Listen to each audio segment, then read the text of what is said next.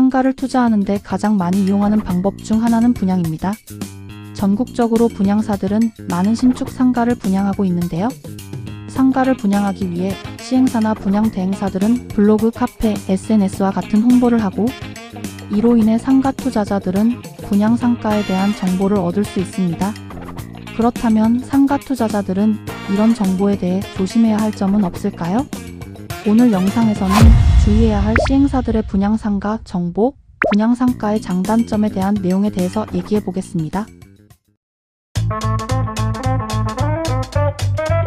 우리가 언론이나 SNS와 같은 매체로 접하게 되는 상가의 정보는 시행사나 분양 대행사가 본인들이 분양하고자 하는 상가를 팔기 위하여 만든 자료입니다. 즉, 공급자가 제공하는 정보를 보게 되는 것입니다. 이런 정보들은 장점만 정리하여 제공하는 것이기 때문에 상가 투자자분들은 공급자가 제공하는 자료나 내용을 무조건적으로 믿으면 안 됩니다. 스스로 상권이나 입지 등을 판단하여 투자 의사 여부를 결정하여야 합니다.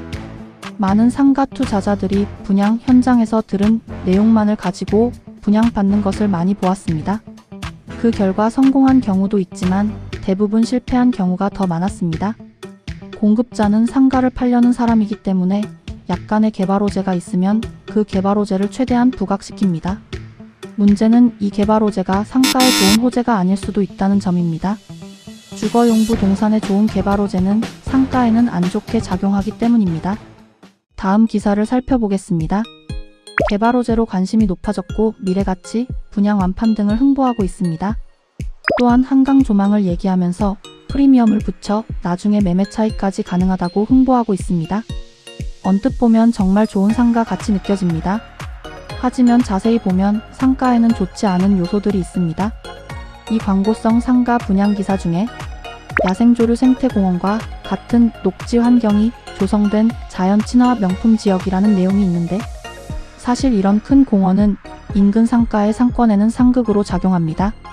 조류를 보러 오는 사람이나 사진을 찍으려는 사람은 상권 활성화에 전혀 도움이 되지 못하기 때문입니다.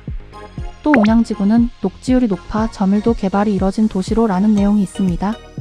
보기엔 좋아 보이지만 상가 투자자 입장에서 해석해 본다면 저밀도로 개발되었다는 것은 인구가 적다는 뜻이고, 이 말인즉 배우가 적다는 의미입니다.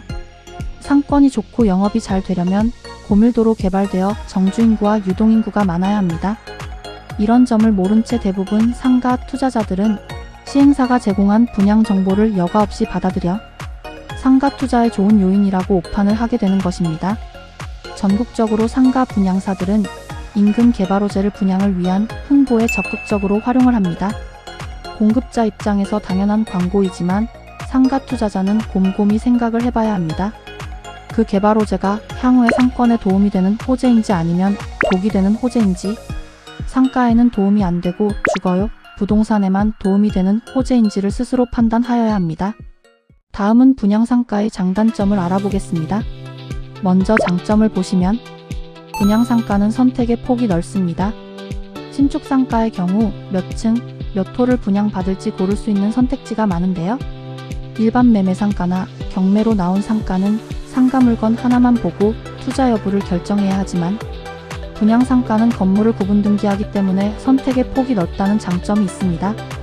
두 번째 장점은 좋은 입지를 선점할 수 있다는 점입니다. 분양상가는 최초로 공급되는 상가입니다. 그렇기 때문에 미리 상권을 판단하여 먼저 투자할 수 있는 장점이 있습니다. 간혹 신도시 상가는 상권이 형성되는데 3년에서 4년이 걸릴 수도 있기 때문에 미리 투자하면 공실로 피해를 볼 수 있다고 합니다. 하지만 미리 투자하는 게 무조건 나쁜 것은 아닙니다. 바로 상가는 개별성이라는 특수한 성격이 있기 때문에 초기에 선점하는 것이 좋은 경우도 상당히 많습니다. 상권 형성 시기를 판단하고 입지를 분석해서 좋은 상가라고 판단되면 먼저 투자해야 합니다. 그러면 초기에 입점해야 하거나 선점해야 하는 업종들로 임대가 빠르게 맞추어지고 추후 프리미엄을 붙여서 다른 상가 투자자에게 매도도 할 수 있는 장점이 있습니다. 오히려 늦게 분양받으면 그 지역에 들어와야 할 업종들이 모두 들어와서 더 이상 들어올 업종이 없기 때문에 공실이 되는 경우도 많습니다. 세 번째는 저렴하게 투자가 가능할 수도 있습니다. 신축 상가는 초기에 투자하면 분양 대금 중에서 일정 비율을 할인받는 경우도 발생합니다. 보통 사전 예약 형태로 분양이 진행되는 상가인데 이때 분양받으면 초기 투자 금액을 아낄 수 있습니다. 다음은 분양 상가의 단점을 보겠습니다.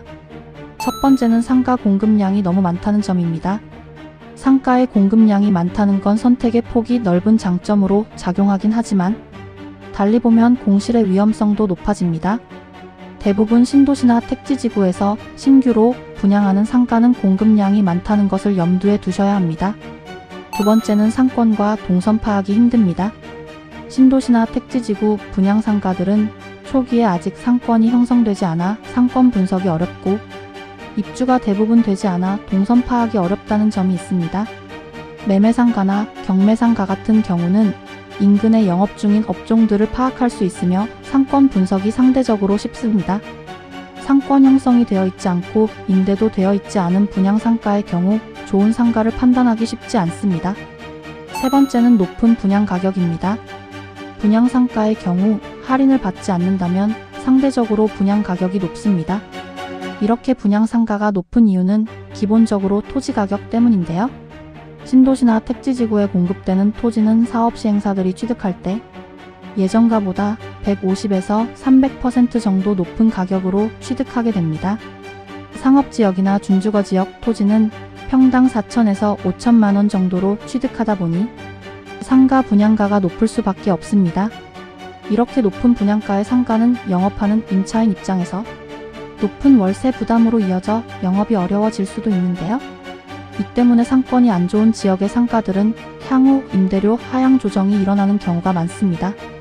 지나치게 높은 분양가의 상가는 향후 임대 놓기도 어렵고 재계약 시 임대료 하향 현상이 일어날 수 있다는 점 꼭 기억하시고 투자하셔야 합니다. 마지막으로 수익률 예측이 어렵습니다. 매물로 나온 상가는 실제 임대료를 확인할 수 있어 실현 수익률을 예측할 수 있지만 분양 상가의 경우 향후 이 정도의 임대료를 받을 것이라는 기대 수익률이기 때문에 건물 준공 후에 기대 수익률에 미치지 못하는 실현 수익률을 얻는 경우가 많습니다. 이로 인해 투자금과 수익률 레버리지 효과의 계산이 어려워 투자 손해를 볼 수 있는 위험성이 있습니다. 지금까지 분양상가에 대해 알아봤습니다. 분양상가 투자자는 시행사의 말을 전부 믿지 말고 상권과 입지 그리고 장단점을 따져서 스스로 투자 여부를 판단하여야 합니다. 이 영상이 분양상가 투자에 조금이나마 도움이 됐으면 합니다. 시청해주셔서 감사합니다.